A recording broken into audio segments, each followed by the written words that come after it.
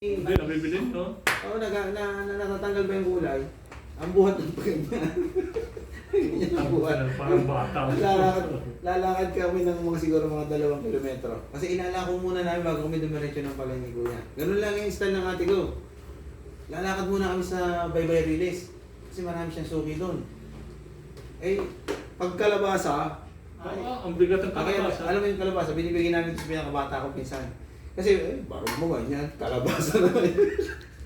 Kuya, ibaba mo kayo. Ibaba mo. Bang.